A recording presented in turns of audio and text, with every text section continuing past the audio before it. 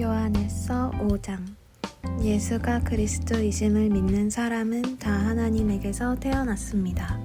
낳아주신 분을 사랑하는 사람은 다 그분이 낳아주신 이도 사랑합니다.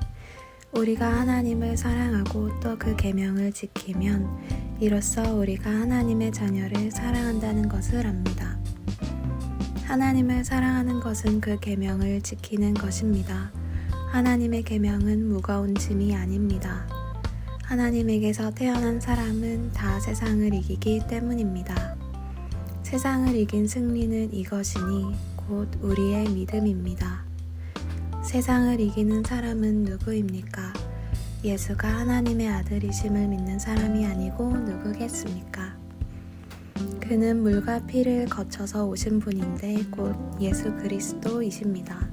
그는 다만 물로써 오신 것이 아니라 물과 피로써 오셨습니다. 성령은 증언하시는 분입니다. 성령은 곧 진리입니다. 증언하시는 이가 셋인데 곧 성령과 물과 피입니다. 이 셋은 일치합니다. 우리가 사람의 증언도 받아들이거늘 하나님의 증언은 더욱더 큰 것이 아니겠습니까? 하나님의 증언은 이것이니 곧 하나님이 자기 아들에 관해서 증언하셨다는 것입니다.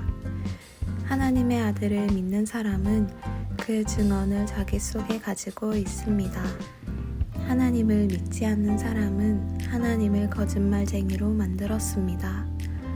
하나님이 자기 아들에 관해서 증언하신 그 증언을 믿지 않았기 때문입니다. 그 증언은 이것이니 곧 하나님이 우리에게 영원한 생명을 주셨다는 것과 바로 이 생명은 그 아들 안에 있다는 것입니다. 그 아들을 모시고 있는 사람은 생명을 가지고 있고 하나님의 아들을 모시고 있지 않은 사람은 생명을 가지고 있지 않습니다.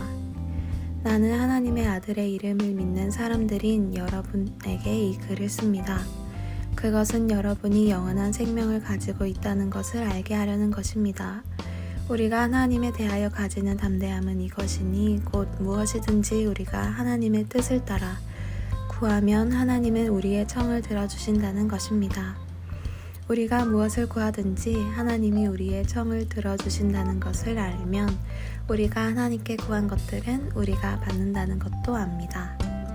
누구든지 어떤 교우가 죄를 짓는 것을 볼 때에 그것이 죽음에 이르게 하는 죄가 아니면 하나님께 간구하십시오.